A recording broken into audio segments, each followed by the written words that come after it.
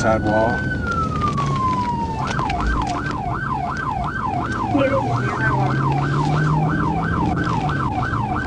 Because I didn't think it was safe for you. That's why I didn't stop. I have no idea about that. Been doing this for 27 years, ma'am, and when people don't stop, we have no idea what's going on inside the vehicle, okay? And all you had to do, when I even pulled up alongside of it. I know, and then blinded me with the light. Well, I'm going to tell you, that's what we do, is turn on our emergency lights and try to get your attention, okay? But when people don't stop for emergency vehicles, we end this right here, right now, before you get further into congested traffic. That's why we're here, okay? And no, we don't anticipate vehicles rolling over, or do we want that to happen, but it does happen, okay? All you had to do was slow down and stop. I did slow down. I turned on my hazards. I thought I was doing the right thing. I know. I do understand what you're saying. Okay? But do you understand what I'm saying too? I didn't think this was enough room for you to come up beside my car and for you to be safe, honestly. Well, I get that, but this is what we do, okay? We make stops here every... Upon the immediate approach of an authorized emergency vehicle, the driver of every other vehicle shall yield the right-of-way. That is Arkansas state law, word for word. Simple, clear, and on paper, it explains everything that happened on Highway 67 on the night of July 9th, 2020. Except it doesn't explain why a pregnant woman ended up upside down. HV11's channel. Be sure to check out the description below and give them the credit that they deserve. On the night of July 9th, 2020, Arkansas State Trooper Rodney Dunn turned on his emergency lights to attempt to pull over pregnant motorist Janice Harper for allegedly driving 84 miles per hour in a 70 mile per hour zone on Highway 67. Footage from Trooper Dunn's dash cam shows that Ms. Harper immediately slowed her vehicle, turned on her hazard lights, and steered her vehicle towards the shoulder. However, she did not stop because she did not feel safe doing so on the narrow shoulder.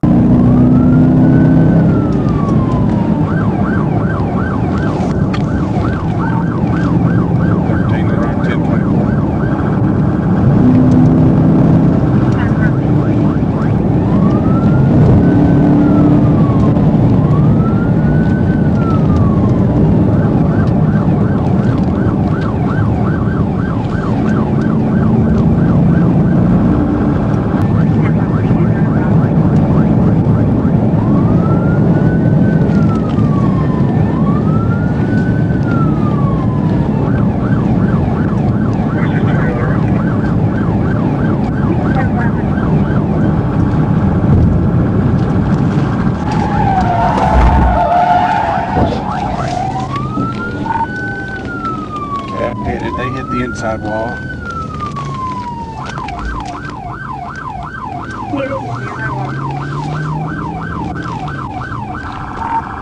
Before we go deeper into what the dash cam and the court filings actually show, make sure you're subscribed to Police Misconduct Case, because we don't just cover the story, we follow the evidence. Janice Harper was driving home from the movies. She had her niece's kids in the car. State Trooper Rodney Dunn clocked her doing 84 in a 70. He hit his lights. And here is where the official story and the dash cam start to split apart. Harper didn't floor it. She didn't swerve. She slowed down. She turned on her hazards. She started angling toward the shoulder. Exactly what the Arkansas State Police's own driver's guide tells drivers to do. 2 minutes. That's how long this pursuit lasted.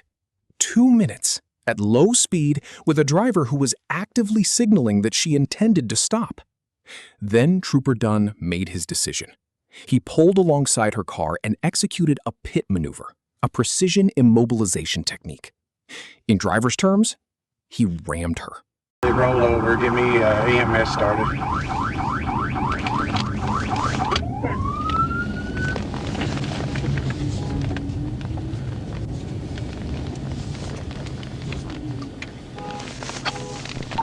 Got the number 3 lane shut down.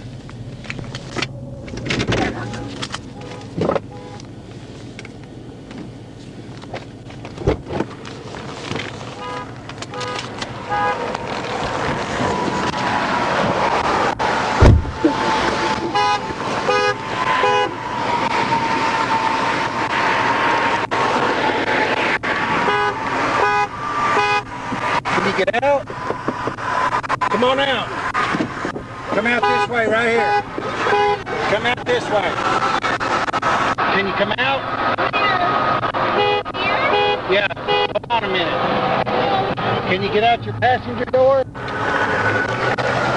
Here, I'm gonna move this, watch your head. Why didn't you stop? Because I didn't feel like it was safe. Well, this is where you ended up. There was enough. Watch your head. Can you come out this way? I got plenty of room right here. Are you the only one in the vehicle? Yes. Okay. I'm pregnant. Well, ma'am, you've got to pull over when we I stop. had my flashers It doesn't matter, on. ma'am. Come on Didn't feel out. like it was safe. I got an ambulance coming for you. You need help? Hey, Sheila. Come on, can you come out? I'm trying. Okay.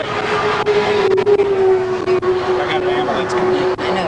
Can you try to like make the seat lean back? I did. I pushed it back as far as it would go. Because it was loaded up. It's as far as it'll go back. Oh my gosh. Thought it would be safer to wait until the exit. No, ma'am. You pull over when law enforcement stops you, okay? You were running 84 miles an hour and I'm trying to get you to stop. Her car spun out, hit the median, and flipped. Here's the phrase to remember. 2 minutes was not an emergency. 2 minutes was not an emergency. Write that down because we're coming back to it. Now, the law. This is where it gets uncomfortable. In 2007, the Supreme Court ruled in Scott v. Harris that a pit maneuver used to stop a dangerous high-speed chase doesn't violate the Fourth Amendment, even if it seriously injures the driver. The key word there is dangerous. Was Janice Harper dangerous? A pregnant woman, hazards on, slowing down, looking for a lit exit?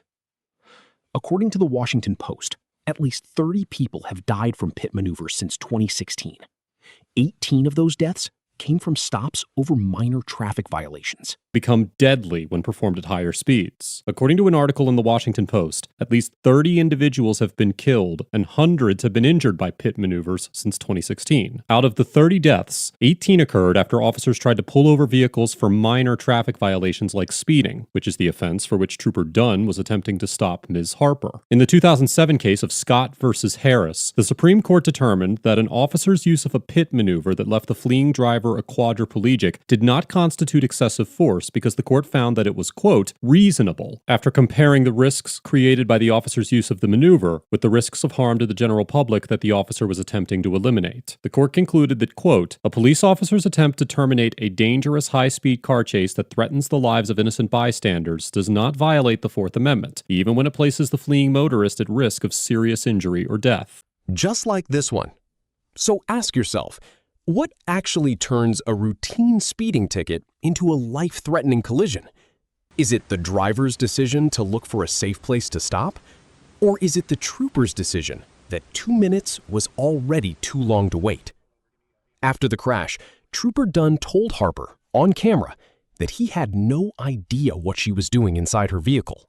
The shoulder on Highway 67 that night was narrow, dark, and she said she didn't feel safe stopping there. The guide says, in plain language, find a safe spot, a gas station, a lit area, an exit ramp.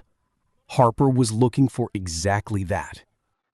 About Arkansas rules of the road and how to apply safe driving practices states that when individuals are stopped by a law enforcement officer, they should pull over to the right side of the road and activate their turn signal or emergency flashers to indicate to the officer that they are seeking a safe place to stop. The study guide also informs drivers to, quote, pull to the nearest, safest spot out of the traffic lane. In 2017, the Arkansas State Police reiterated this information in a Facebook post explaining that, quote, if you see blue lights behind you and you feel scared that it is not a real police officer, or you would like to drive to a safe or lighted location, first, slow down and turn on your hazard lights. This will let the officer know you see them. The post also instructs drivers to, quote, move to the farthest right lane and continue to drive to a location where you feel safe. Example, under a street light, a gas station, an exit ramp, or side road. You will not be charged with fleeing if you are doing these things. You have a right to be safe. Although Ms. Harper followed these instructions to a T, in a statement issued after this incident, Arkansas State Police Director Colonel Bill Bryant implied that she did not comply with Arkansas law. His statement reads, quote, "There's a fundamental state law none of us should ever forget. All drivers are required under Arkansas law to safely pull off the roadway and stop when a police officer activates the patrol vehicle emergency lights and siren. The language of the law is crystal clear. Upon the immediate approach of an authorized emergency vehicle displaying the signal to stop, the driver must pull over and stop." To support his argument, Colonel Bryant cited two Arkansas statutes, Section 27-51-901 of the Arkansas Code, which states that, quote, "Upon the immediate approach of an authorized emergency vehicle, when the driver is giving audible signal by siren, the driver of every other vehicle shall yield the right of way and immediately drive to a position parallel to and as close as possible to the right-hand edge of the highway and shall stop and remain in such position until the authorized emergency vehicle has passed, except when otherwise directed by a police officer." And Section 27-49-107 of the Arkansas Code, which states that, quote, "No person shall willfully fail or refuse to comply with any lawful order or direction of any police officer invested by law with authority to direct, control, or regulate traffic." Even though Colonel Bryant's statement is in direct contradiction to his department's previous communications on the subject, it is possible a court would agree with his new interpretation. In the 2002 case of McNair versus Coffey, the Seventh Circuit did not accept the defendant's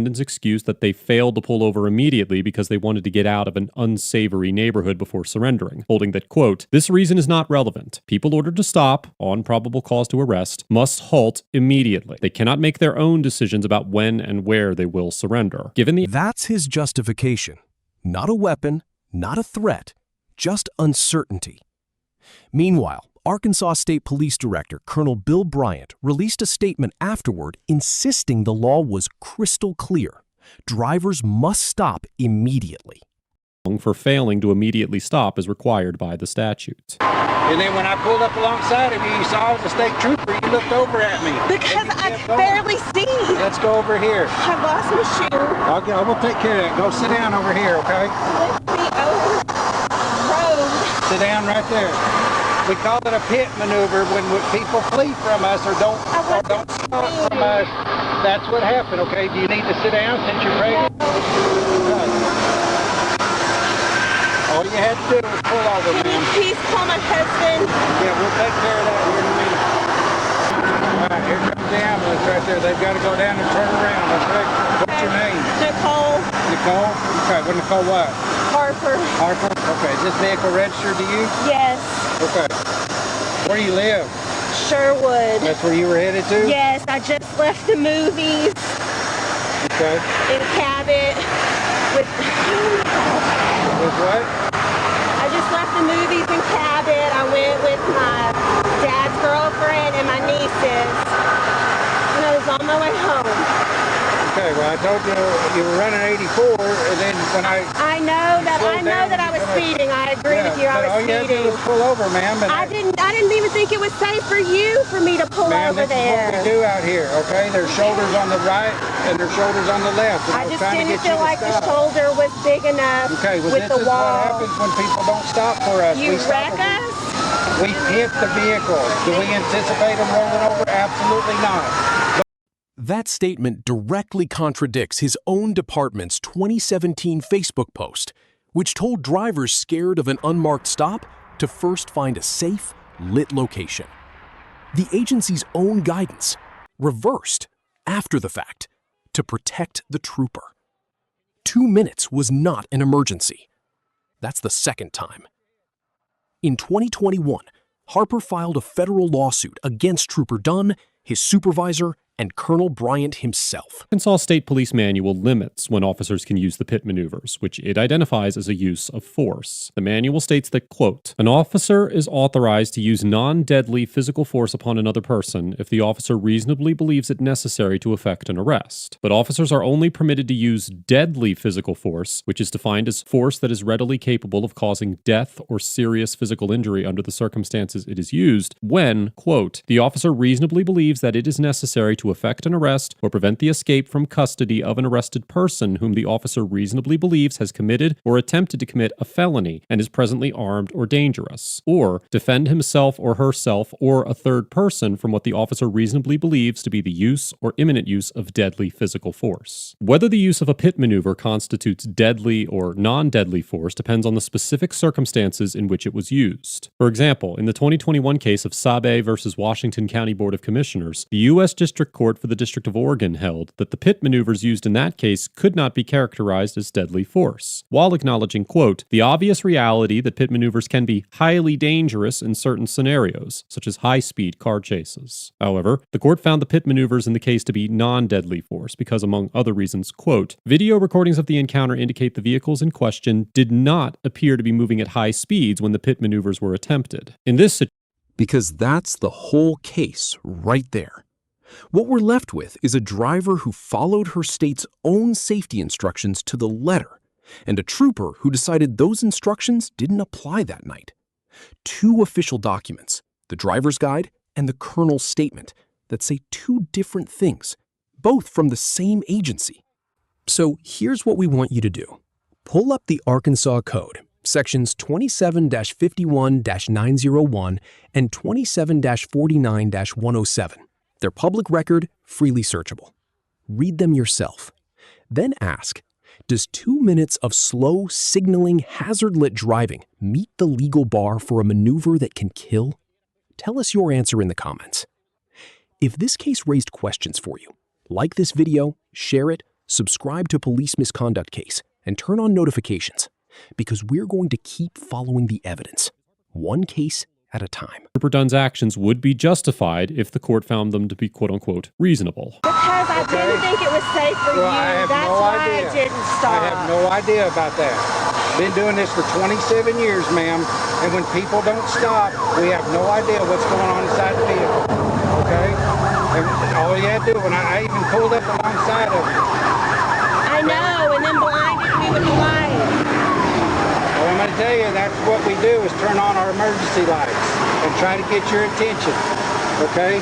But when people don't stop for emergency vehicles, we end this right here, right now, before you get further into congested traffic. That's why we're here, okay? And no, we don't anticipate vehicles rolling over, or do we want that to happen? But it does happen, okay? All you had to do was slow down and stop. I did slow down. I turned on my hazards. I thought I was doing the right thing. I know. I do understand what you're saying. Okay? But do you understand what I'm saying too?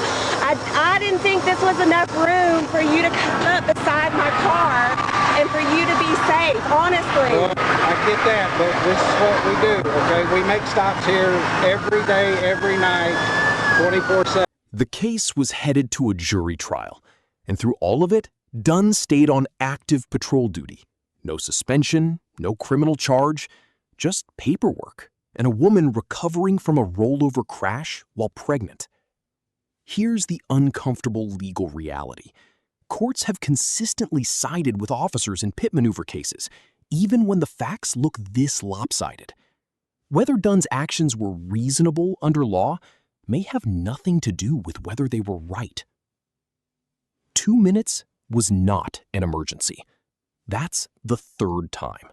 No criminal charges have been pursued against him. Overall, Trooper Dunn gets an F for employing the use of the pit maneuver after only 2 minutes of pursuit and no evidence of substantial criminal activity, failing to acknowledge or consider Ms. Harper's signals that she intended to stop, and for displaying poor discretion and a general lack of professionalism. At no point during the short pursuit did Ms. Harper do anything that would suggest to Trooper Dunn that some kind of immediate threat or exigent circumstances existed to warrant executing a pit maneuver. In fact, Ms. Harper did everything she could to signal to the trooper that she intended to pull over. It's difficult to understand how Trooper Dunn's actions could be considered reasonable given the circumstances. And this is yet another interaction where the legality and ethicality of an officer's conduct don't necessarily align. While there is a legitimate argument to be made that Trooper Dunn's actions were technically legal, that does not excuse the lack of professional discretion or ethical consideration displayed by the trooper. And this interaction highlights the discrepancies that often exist between an officer's authority to uphold the law and their discretionary responsibility to do so ethically. No one was made safer by Trooper Dunn's misconduct, and departmental policies that endorse conduct such as this should be reconsidered at the very least. Ms. Harper gets an A, because despite having just survived a rollover crash, she remained relatively calm and collected throughout the encounter, rightfully challenged the legitimacy of Trooper Dunn's actions, and followed up this encounter with the proper legal action. Ms. Harper's ability to remain calm and focused while still processing what had just occurred and shaking off the adrenaline of the situation was remarkable. Engaging with members of law enforcement is extremely stressful no matter the circumstances, but doing so immediately after a serious car accident requires a high degree of emotional fortitude. Aside from admitting to speeding, Ms. Harper did a great job of defending her actions to the trooper without admitting fault or sacrificing too much information, and it'll certainly be interesting to see how her case fares in the courtroom. I commend Ms. Harper for keeping a level head throughout this encounter and for following this interaction with the proper legal action. Be sure to give THV11's channel your support. You can find a link in the description below.